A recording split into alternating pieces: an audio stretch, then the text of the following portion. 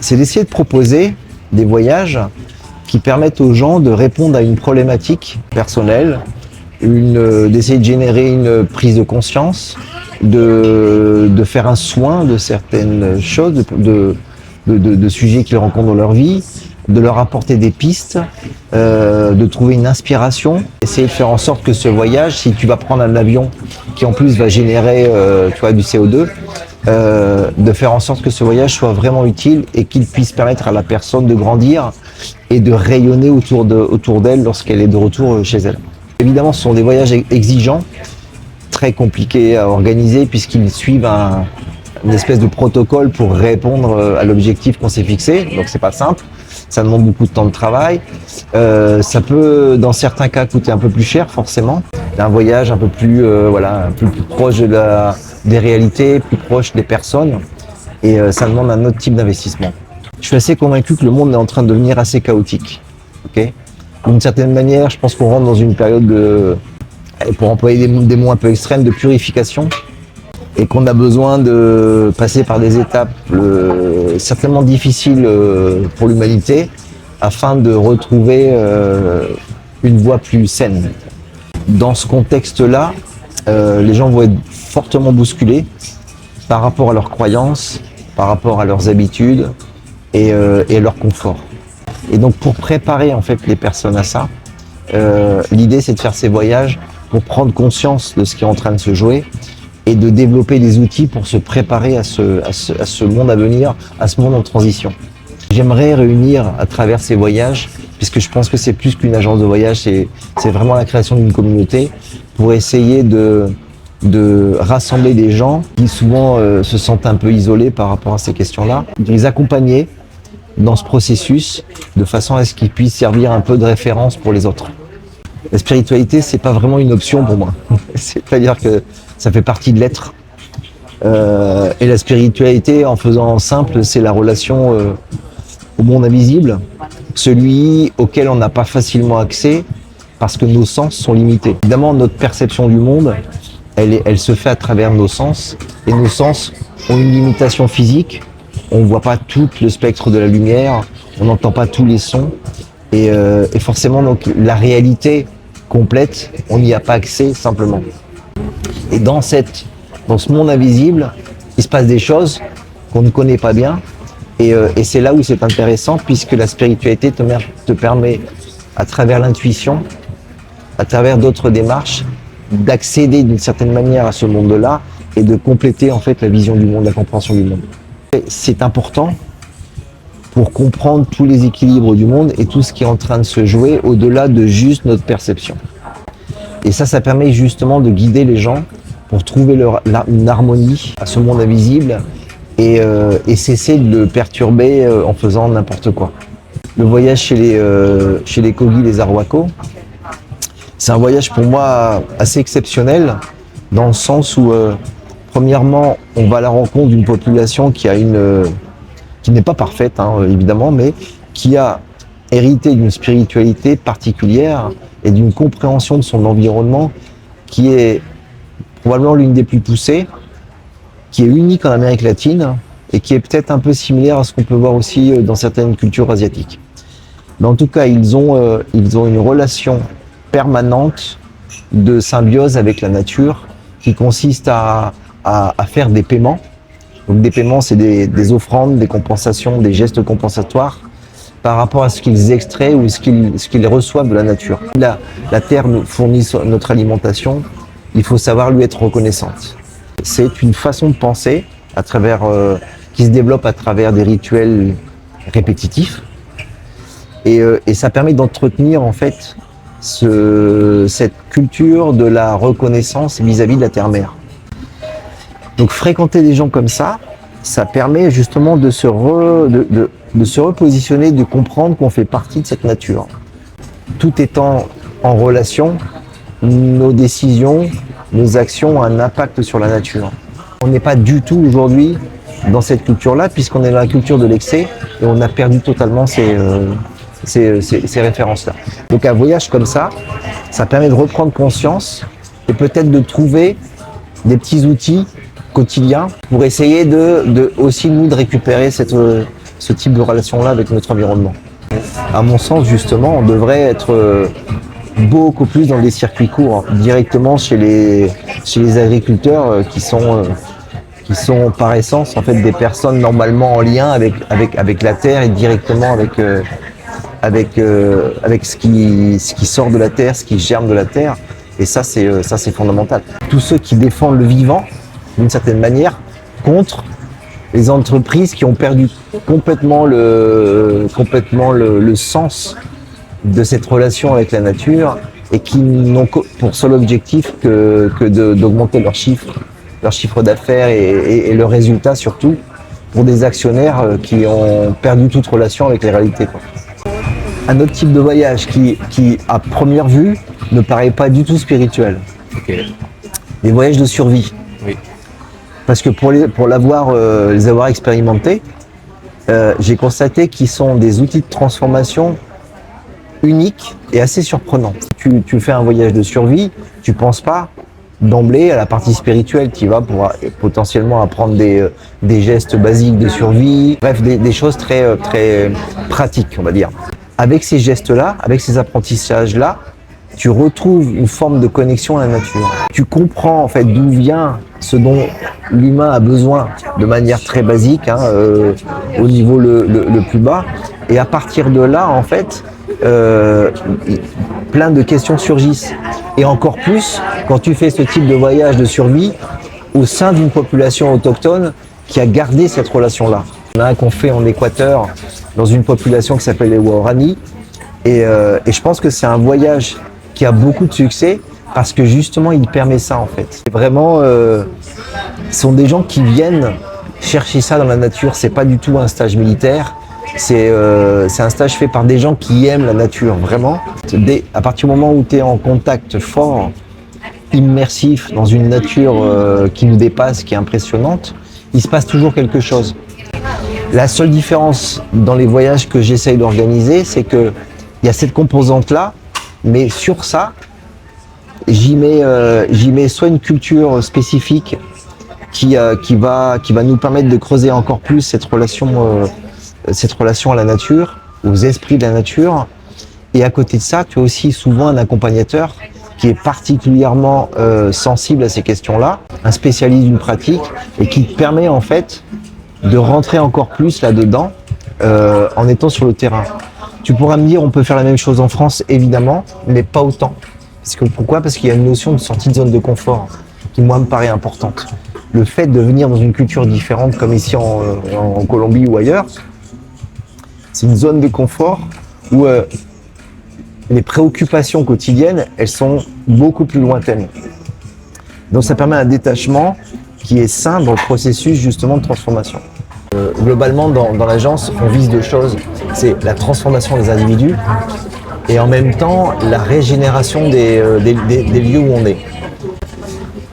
Sur la transformation, ce qui est assez clair, c'est qu'en fait, le voyage contribue il sème des graines, mais qui pourront germer ou pas à la suite du voyage. La grande partie de transformation se fait essentiellement après le voyage. Et c'est là où en fait on essaie de creuser la manière d'accompagner les gens aussi après le voyage pour alimenter ça, entretenir ça et faire en sorte que les apprentissages lors du voyage puissent germer. Et à côté la régénération, donc là c'est notre aspect des voyages, c'est que l'idée c'est d'aller dans des lieux et d'appuyer des gens qui sont dans un processus de récupération des écosystèmes ou des cultures locales, en les revalorisant. Pas rentrer trop dans le détail, mais ça fait partie des objectifs fondamentaux de ces voyages-là, tout en étant au maximum responsable dans les limites du possible. C'est la suite de tout mon processus de vie d'une certaine manière. C'est-à-dire que d'avoir changé de métier, ça a des inconvénients. C'est sûr que je gagne pas énormément d'argent, mais ça a un gros avantage, c'est que ça m'a offert une liberté d'esprit importante et ça m'a permis de cumuler une connaissance de différents milieux qui aujourd'hui m'aide, je pense, à avoir une vision un petit peu plus globale de ce qui se joue dans la société. Il y a une chose que j'ai apprise grâce à ces expériences de voyage et de vie, c'est que j'ai pu enfin définir à peu près mon rôle dans ce monde, qui n'est pas celui ni d'un leader, ni d'un guide charismatique. J'ai compris que mon rôle était celui d'un passeur, d'accord ? Je fais le lien entre des mondes qui ont des fois du mal à se parler ou à se comprendre. Ça, je pense que c'est, je veux dire que c'est ma qualité en fait, en quelque sorte. Donc j'ai beaucoup de facilité à créer des voyages qui répondent à ça et d'y mettre les éléments pour que ça se fasse en fait, pour que cette communication et cette transmission se fassent. Et donc en fait, avec mes expériences de vie, j'ai compris ça et aujourd'hui, j'ai trouvé qu'un outil comme cette agence de voyage me permet justement de répondre à ça et d'accompagner les gens dans ce processus-là. Les gens qui je pense qui m'approchent sont des gens qui sont dans le même état d'esprit, qui ont une mission particulière et qui ont peut-être pas envie de s'embêter avec l'organisation d'un voyage ou qui veulent co-créer. Et donc on fait des choses ensemble qui sont pas du tout le commun des agences de voyage classiques. Des voyages préorganisés, c'est-à-dire qu'en fait on a conçu le voyage par rapport au processus qu'on veut suivre. Donc ce qui fait qu'on peut pas faire du sur-mesure. Moi, je veux faire ça, tiens, tel jour, j'aimerais bien faire du surf et demain, aller voir un artisan qui fait telle ou telle chose. Je peux pas me permettre ça. Ça empêche de suivre un fil rouge qui permette d'aboutir justement à une conclusion intéressante du voyage. La personne qui accompagne, avec elle, on peut co-créer ce voyage. On peut soit adapter un voyage existant, soit carrément en créer un depuis zéro, quoi, suivant l'objectif qu'on se fixe. Et c'est ça qui est différent par rapport à un voyage classique, c'est qu'il y a un objectif qui est clair, alors qu'en général, quand on part en vacances, on sait à peu près où on va, l'objectif il est purement géographique et on fait différentes activités. Là, j'allais dire que la destination, elle sert l'objectif en premier terme. Qu'est-ce qu'on veut faire et quel est le pays qui pourrait répondre à ça, qui offre un contexte qui le permette. Déjà, la première chose que j'essaie de faire, c'est de donner le contexte, des éléments qui sont favorables à cette transformation. Il y a une dimension collective dans ce projet qui est importante parce que je suis totalement convaincu que les solutions du futur, elles seront collectives. On va devoir s'éloigner un petit peu de l'individualisme et retrouver un équilibre entre la notion de bien de la communauté, des communs et puis la question des individus. Et aussi les voyages qu'on essaye de promouvoir autour de la découverte des éco-villages. Ce sont des lieux inspirants, où on rencontre des gens inspirants et qui donnent confiance à l'avenir, quoi. Parce qu'eux, ils osent des choses que on a souvent peur de faire. Je pense surtout à des voyages d'avant même, de ceux qui m'ont formé en fait, c'est-à-dire qui m'ont préparé à ça. Des voyages autour sur des questions chamaniques, tu vois, des initiations chamaniques, où là il y a eu, d'un côté il peut y avoir des soins, des résultats par rapport à des maladies importantes. Ça c'est intéressant. Je pense que ça a été pas mal documenté de ce côté-là. Et aussi je pense à des changements de vie. Tu vois, des gens qui avaient peur de changer, qui ont gagné dans le voyage une forme de confiance en eux, qui leur ont permis de passer le pas. Changer de métier, changer de lieu de vie, des fois changer de conjoint, y compris. Et voilà, de prendre des décisions qui traînaient et par peur, par confort, tu vois, qui n'étaient pas prises. Et le voyage a permis ce genre de choses-là. En Équateur, je propose 2 types de voyages. Celui de survie dont j'ai parlé précédemment et un voyage autour des cosmovisions amérindiennes. C'est-à-dire d'essayer de comprendre la façon dont ces cultures voient le monde et en retour de saisir à quel point nous on a besoin de développer une vision globale, holistique et qui nous permettra justement de se confronter aux enjeux futurs où la société va vivre probablement des moments de déstabilisation importante, quoi. Et pour faire face à ça, il faut être résilient, il faut comprendre un certain nombre de relations et qui permettent de prendre les bonnes décisions. Donc ça, c'est un voyage en Équateur. Après, il y a des voyages qui se font et ceux qui sont en cours de préparation. Je vais t'en citer un pour rester en Amérique latine, au Mexique, autour du monde des cénotes, qui sont ces puits naturels qu'on trouve essentiellement dans la péninsule du Yucatan, et en fait qui ont un intérêt pour moi particulier parce qu'ils permettent de travailler autour de l'eau. Et l'eau, c'est un élément fondamental puisque ça, on sait combien le volume d'eau que ça représente sur la surface de la Terre, mais y compris dans notre corps. Donc, c'est vraiment un élément fondamental et qu'en fait on ne connaît pas du tout. Les gens ne se posent pas trop de questions. L'eau, elle sort du robinet, on la boit à la bouteille, mais on ne connaît pas les propriétés ni tout ce que peut faire l'eau. Y compris dans le monde scientifique, il y a encore des mystères à lever autour de l'eau. Donc ce que je trouve intéressant, c'est de travailler autour de ça, avec d'un côté un scientifique mexicain, un spécialiste des cénotes et qui connaît bien ces milieux-là, et en même temps avec un chaman maya qui va donner sa vision depuis la dimension spirituelle. Parce que ces lieux, évidemment les gens les connaissent comme des lieux touristiques où on va se baigner, l'eau est fraîche et tout ça, mais il y a une dimension spirituelle, tu vois, selon les Mayas, il y a des êtres comme les Alouches qui protègent ces lieux et auprès de qui il faudrait faire une transaction pour être autorisé à rentrer sur ces lieux-là.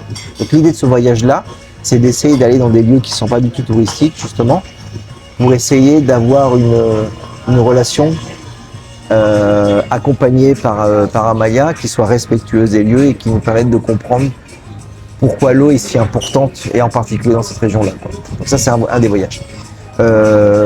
Pour citer encore des trucs des voyages un peu barrés aussi, il y en a un sur lequel j'ai travaillé qui était en Argentine avec un type incroyable, Claudio, qui est un géobiologue. Oui, biologue, je crois qu'on dit biologiste, géobiologiste, qui est donc quelqu'un qui sait lire les trames invisibles de la Terre et qui permettent en fait de comprendre pourquoi ancestralement on construisait ce qu'on construisait à certains lieux chargés en énergie, et que en fait là aussi il y a une dimension scientifique et il y a une dimension qui sort du champ scientifique, donc plutôt ésotérique, mais qui est intéressante parce que ce sont des pistes potentielles de compréhension de ces choses qui ne sont pas encore expliquées par la science. Et donc bref, on fait un parcours, et notamment dans les missions jésuites, pour être en lien avec des lieux chargés, tu vois, d'une certaine énergie, et avec des populations guarani autour qui sont intéressantes. Donc ça, c'est voilà, l'Amérique latine. Il y a encore des choses là. Il y a un voyage en préparation autour des éco-villages du Brésil. Okay. Donc ça, c'est chouette aussi. Et après, pour changer de continent, je suis en train de travailler sur un voyage pour comprendre la religion vaudou au Bénin. Et là, c'est assez chouette parce qu'en fait, je suis en relation avec une autorité du vaudou qui va me permettre, je pense, d'avoir des entrées particulières autour de ça et une compréhension qui va au-delà de l'imaginaire que l'on a et qui est un peu l'héritage des films qu'on a vus, tu vois, sur le vaudou avec la magie noire, les trucs un peu excessifs et caricaturaux. Et là, c'est de comprendre vraiment la pratique du vaudou, puisqu'elle est beaucoup plus vaste que ce qu'on imagine. Donc ça, faire ça. Et après en Asie, voilà. Alors là, évidemment, l'Asie, souvent connotée spirituelle, c'est d'essayer de comprendre cette Asie multiple, essayer de rentrer dans une forme d'authenticité, parce qu'évidemment, quand tu vas, par exemple, à Bali, voilà, j'essaie de faire un voyage autour aussi de l'eau, de la purification par l'eau à Bali. Et c'est assez facile de tomber dans des voyages très, très classiques où voilà, on se contente d'aller visiter un temple, de participer à une cérémonie, et ça fait un voyage spirituel. Mais je voudrais trouver la formule pour faire un voyage à vocation spirituelle. C'est-à-dire que, évidemment, d'aller visiter ces lieux-là, mais de générer une forme de transformation en comprenant plus profondément ce en quoi consiste la spiritualité balinaise. Donc du coup, j'ai travaillé sur un voyage de ce type-là. Qu'est-ce qu'on fait encore ? Il y a aussi des voyages de survie dans la zone aussi. Voilà, ça aussi, avec une autre culture. On travaille sur un voyage en Inde. De la même façon, l'Inde, évidemment, berceau de l'humanité, avec une très grande tradition spirituelle. Mais comment essayer de comprendre ces spiritualités et surtout d'en retirer des enseignements qui ne soient pas complètement partis dans l'espace et qui nous permettent en fait de gérer notre quotidien en Europe, quoi, tu vois. de pas rejeter complètement notre culture occidentale, mais d'essayer de trouver les éléments qui vont permettre de la rendre beaucoup plus spirituelle, justement. Donc l'Inde, qu'est-ce qu'il y a encore, Japon. Le Japon, ouais, le Japon. Alors là, c'est un voyage aussi très particulier puisque ce voyage se fait avec un maître japonais de la tradition. Alors c'est tradition Shinto, mais en particulier du Shigundo, du nord du Japon, là où il a été formé. Et donc on fait un voyage avec essentiellement des élèves à lui pour aller faire un parcours initiatique au Japon qui correspond à sa propre formation, à son initiation, à son éveil, et lors duquel il y aura des cérémonies, il y aura des choses, de façon à ce qu'il enseigne à nos thérapeutes occidentaux en recherche de différentes solutions à se protéger, puisque je pense que, enfin, d'après ce que lui me disait, c'est que on a beaucoup de failles par rapport au fait de se protéger de ce que peuvent nous passer les patients dans tout type de pratiques thérapeutiques. Donc ça va être un très beau aussi, un très beau voyage. Et on a en préparation un voyage autour des yokai, ces êtres voilà, invisibles dans la culture japonaise qui ont largement alimenté les animés, les différentes séries, les mangas, etc. Et l'idée, c'est d'amener des créatifs pour qu'ils vivent en fait cette réalité entre guillemets des yokai au Japon, et qu'ils s'imprègnent de la dimension spirituelle qu'il y a derrière ça. Donc c'est pas juste des êtres invisibles, mais il y a tout un ensemble de choses autour, et en fort lien avec évidemment la nature. Donc ça va être un beau voyage. Mais en fait, on va au-delà un peu des voyages, puisqu'on essaye de faire aussi des ateliers en France, tu vois, sur des sujets à potentiel transformateur, comme par exemple, on organise un atelier avec Ananda Ceballos, qui est une professeure de yoga à l'école française de yoga, mais qui est aussi, qui a une approche intellectuelle et sensible du yoga, qui va au-delà juste de la pratique, et qui donc va animer un atelier de 4 jours près de Sisteron, à l'école des vivants. Tu sais, c'est une école qui a été montée par Alain Damasio, écrivain de science-fiction français assez connu. Et donc on va aussi faire des choses comme ça. Donc c'est un peu, tu vois, ça sort un peu du voyage, mais pour moi ça répond aux objectifs d'Arakis, qui utilise le voyage comme outil, mais pas que. Ouais. Il y a un site internet, ok, donc arakis.travel. Ça c'est simple, il y a tous les voyages qui sont décrits là, mais ils ne sont pas décrits totalement. C'est en ça que je te dis que c'est pas si facile, c'est que je fais le pari, osé évidemment, de ne pas donner un jour à jour sur le site de chacun des voyages. Parce que je crois profondément au fait que les gens ne doivent pas consommer ces voyages, ils doivent les choisir parce ça répond à un besoin personnel important, significatif. Et donc du coup, je leur demande finalement d'être attirés par le descriptif qui est mis sur le site et de prendre contact en fait avec nous. Et l'idée là, c'est d'avoir un échange humain. Donc je passe pas par l'IA pour ça. Je suis peut-être à l'ancienne, mais je suis encore convaincu qu'on peut se parler directement, tu vois, sans passer par les outils. Et donc du coup, d'avoir ce lien et de décider ensemble si le voyage correspond ou pas à la personne, à ce qu'elle cherche.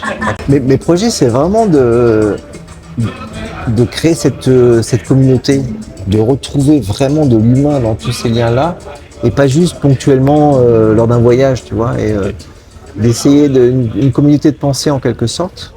Parce que, moi, l'un de mes rêves, de toute façon, c'est d'intégrer ou de constituer un éco-village pour vivre ça presque tous les jours, tu vois, en quelque sorte, sans avoir besoin forcément de voyager pour autant, mais d'y enseigner en quelque sorte tous ces apprentissages que permettent encore certaines cultures qui ont plus ou moins préservé ces valeurs-là, quoi. Donc ça fait partie de mon rêve. Et donc, chouette, quoi. Mais un grand merci Harry pour ton initiative.